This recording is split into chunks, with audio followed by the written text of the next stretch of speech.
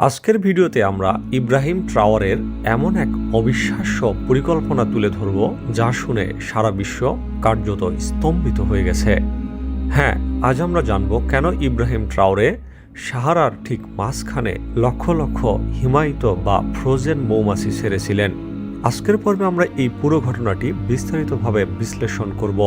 এই অদ্ভুত পরিকল্পনা কেন শুরু হলো, কিভাবে এর সূত্রপাত, এর পেছনে বৈজ্ঞানিক যুক্তিগুলোই বা কী ছিল, নানাবিধ ঝুঁকি থাকা সত্ত্বেও কেন এই বিপজ্জনক পদক্ষেপ নেওয়া হলো, এবং সবচেয়ে বড় কথা, এই পরীক্ষাটি কেন গোটা বিশ্বকে এতটা অবাক করে দিল। সাহারা মরুভূমি যা কিনা কেবলই বালির এক অনন্ত সমুদ্র, এটি এক এমন রাক্ষসী শক্তি যা প্রতি বছর আফ্রিকার হাজার হাজার একর উর্বর জমি গিলে খাচ্ছে। বর্তমানে এই মরুভূমি 11টি দেশ জুড়ে বিস্তৃত। বিশেষজ্ঞদের মতে যদি এর এই আগ্রাসন এখনই থামানো না যায়, তবে আগামী কয়েক দশকের মধ্যেই আফ্রিকার বিশাল এক অংশ সম্পূর্ণভাবে বন্ধ্যা ও প্রাণহীন হয়ে পড়বে। আর ঠিক এই ভয়াবহ আশঙ্কায় ইব্রাহিম ট্রাওরকে ভেতর থেকে নাড়িয়ে দিয়েছিল। তিনি জানতেন সাহারার এই বিস্তার রোধ করতে না পারলে পশ্চিম আফ্রিকার পুরো জনবসতি অস্তিত্বের সংকটে পড়বে। ধ্বংস হয়ে যাবে কৃষিকাজ, বিলুপ্ত হবে গবাদি পশু, ফুরিয়ে যাবে পানি, এক কথায় শেষ হয়ে যাবে জীবন। ঠিক সেই মুহূর্তেই তিনি বিজ্ঞানী, কৃষিবিদ এবং পরিবেশ বিশেষজ্ঞদের একত্রিত করলেন। তাদের সামনে রাখলেন মাত্র একটি প্রশ্ন: সাহারার এই রুক্ষরূপ বদলানোর প্রথম পদক্ষেপটি কি হতে পারে?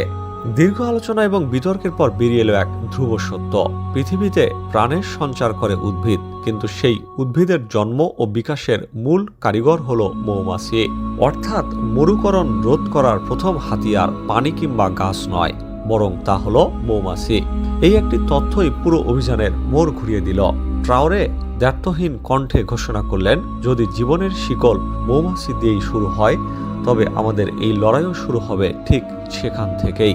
কিন্তু সমস্যা হলো অন্য জায়গায়। সাহারা বিশ্বের উষ্ণতম মরুভূমি, আর সাধারণত মৌমাছিরা যেখানে 104 ডিগ্রি ফারেনহাইট তাপমাত্রায় মারা যায়, আর সাহারার বালির তাপমাত্রা যেখানে 150 ডিগ্রি পর্যন্ত পৌঁছায়, সেখানে সাধারণত মৌমাছি মুহূর্তের মধ্যেই শেষ হয়ে যেতে পারে। কিন্তু ইব্রাহিম ট্রাওরে বললেন, সমস্যাটা মৌমাছির নয়, সমস্যা হলো মৌমাছির প্রজাতির। অর্থাৎ সাধারণ মৌমাছি যদি সাহারায় টিকতে না পারে, তাহলে এমন প্রজাতি খুঁজে বের করতে হবে যারা জন্ম থেকেই আগুনের মতো আবহাওয়ায় বেড়ে উঠতে অভ্যস্ত। এখান থেকে শুরু হলো ইব্রাহিম ট্রাওরের সেই বিস্ময়কর গবেষণা।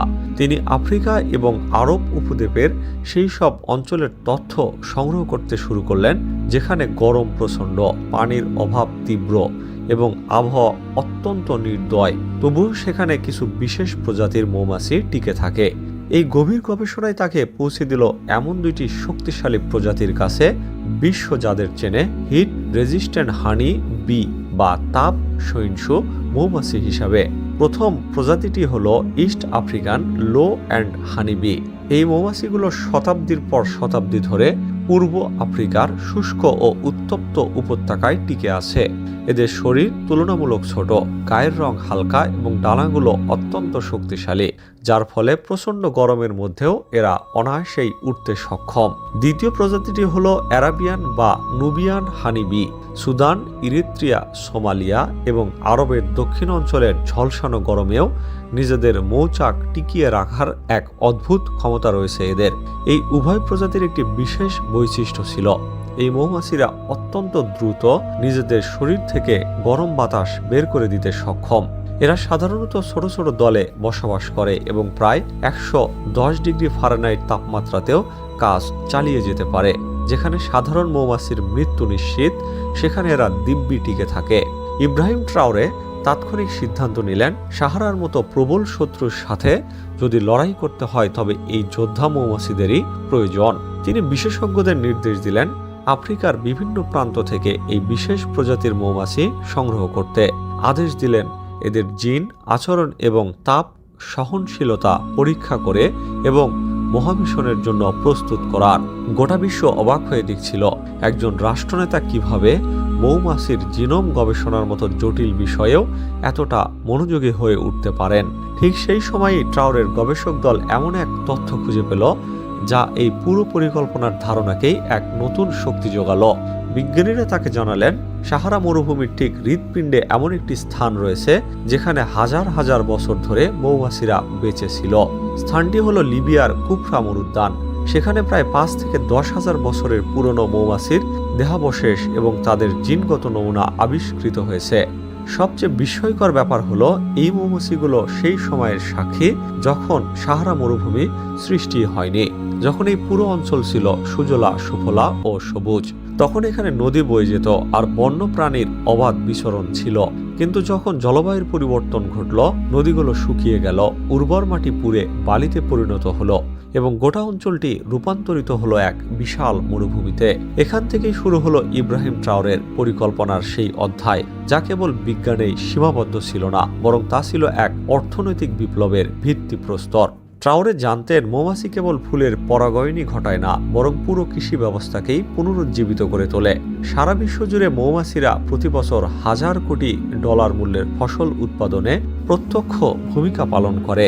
উদাহরণস্বরূপ, শুধুমাত্র আমেরিকাতেই বন্য এবং পালিত মৌমাছিরা প্রায় $15 বিলিয়ন অর্থনৈতিক অবদান রাখে। এর অর্থ হলো, যেখানে মৌমাছি ফিরে আসে সেখানে শুধু গাছপালাই জন্মায় না, বরং জেগে ওঠে বাজার, বাণিজ্য, ফলের বাগান, সবজি ক্ষেত। এক কথায় পুরো অর্থনীতি প্রাণ ফিরে পায়। ইব্রাহিম ট্রাওরে এই ধ্রুব সত্যটি গভীরভাবে উপলব্ধি করেছিলেন। তিনি জানতেন, যদি সাহারা মরুভূমির সীমান্তে মৌমাছি সফলভাবে বসতি স্থাপন করতে পারে, তবে সবার আগে ফিরে আসবে বুনো লতাপাতা, এরপর জন্মাবে ঘাস, তারপর আসবে পশু পাখি, গবাদি পশু এবং সবশেষে মানুষও পুনরায় বসতি স্থাপন করতে শুরু করবে। এটি ছিল পুরো অঞ্চলের জন্য এক রিগ্রিনিং চেইন রিয়াকশন বা পুনর্সবুজায়ন শৃঙ্খল বিক্রিয়া, এমন এক প্রক্রিয়া যা ক্ষুদ্র এক পতঙ্গ দিয়ে শুরু হয়ে পুরো মরুভূমির আবহাওয়া, অর্থনীতি এবং জনজীবনকে আমূলে বদলে দেওয়ার ক্ষমতা রাখে। কিন্তু ইব্রাহিম ট্রাওরে যখন এই তাপ সহিংসু মৌমাছিদের সাহারাতে অবমুক্ত করার পরিকল্পনা বাস্তবায়ন করলেন, তখন এর ফলাফল দেখে বিশেষজ্ঞরা রীতিমতো স্তম্ভিত হয়ে গেলেন। শক্তিশালী আফ্রিকান এবং নুবিয়ান প্রজাতির মৌমাছিদের সাহারার সীমান্তে ছাড়ার সাথে সাথেই সেই প্রক্রিয়া দ্রুত গতিতে শুরু হলো, যা ট্রাওরে বছরের পর বছর ধরে কল্পনায় লালন করছিলেন। জীবনের নীরব প্রত্যাবর্তন। মাটির গভীরে বছরের পর বছর সুপ্ত থাকা বীজগুলো যেন হঠাৎ করে জেগে উঠতে শুরু করলো। মাত্র কয়েক সপ্তাহের মধ্যেই ছোট ছোট চারা গাছ মাথাচাড়া দিয়ে উঠল, যা আরও কীটপতঙ্গ, পশু পাখি এবং প্রাণীদের আকর্ষণ করতে শুরু করলো। এটি ছিল সেই শাশ্বত শৃঙ্খল বিক্রিয়া যা মৌমাছিরা যেখানেই যায় সঙ্গে করে নিয়ে আসে ফুল, বীজ, ঘাস, পশু পাখি এবং অবশেষে মানুষ। এর পাশাপাশি ট্রাওরে তার দলকে নির্দেশ দিলেন সাহারার সেই স্থানগুলো চিহ্নিত করতে যেখানে ভূগর্ভস্থ পানি রয়েছে। উদ্দেশ্য ছিল সেখানে মাইক্রো গ্রিন জোন বা ক্ষুদ্র সবুজ বলয় তৈরি করা, যাতে মৌমাছিরা নিয়মিত তাদের খাদ্য পেতে পারে। অঞ্চলগুলো যখন সবুজ হতে শুরু করলো, তখন আরও এক বিস্ময়কর সুফল নজরে এলো। মরুভূমির সাপের সংখ্যা বাড়তে থাকলো, আর যেখানে সাপ থাকে সেখানে প্রকৃতির এক ভয়ঙ্কর অথচ ন্যায়পরায়ণ শিকারী প্রাণী অবশ্যই হাজির হয়, আর তা হলো হানিবাজার। এই প্রাণীটি মৌমাছির লার্ভা খেলেও একই সাথে মরুভূমির বিষধর সাপগুলোকেও নিধন করে। অর্থাৎ মৌমাছির আগমনে শুধু উদ্ভিদই নয়, বরং প্রকৃতির নিজস্ব সুরক্ষা ব্যবস্থাও ফিরে এলো। বিজ্ঞানীরা অবাক হয়ে লক্ষ্য করলেন যে মৌমাছি ছড়িয়ে পড়ার সাথে সাথে সাহারার পরিবেশ আর উত্তপ্তই রইল না।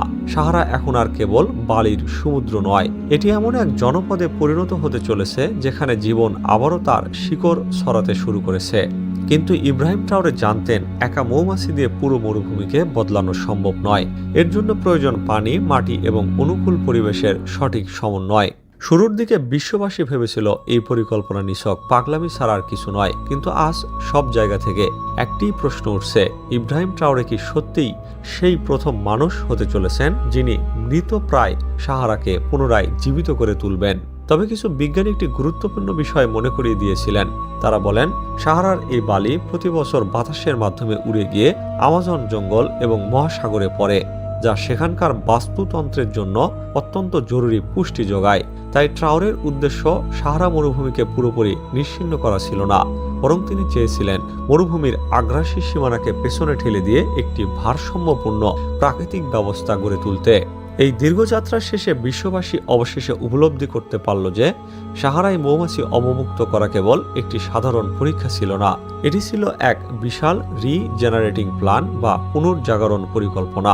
এমন এক পরিকল্পনা যা ভবিষ্যতে আফ্রিকাকে খাদ্য সংকট, পরিবেশ বিপর্যয় এবং অর্থনৈতিক ধস থেকে রক্ষা করতে পারা।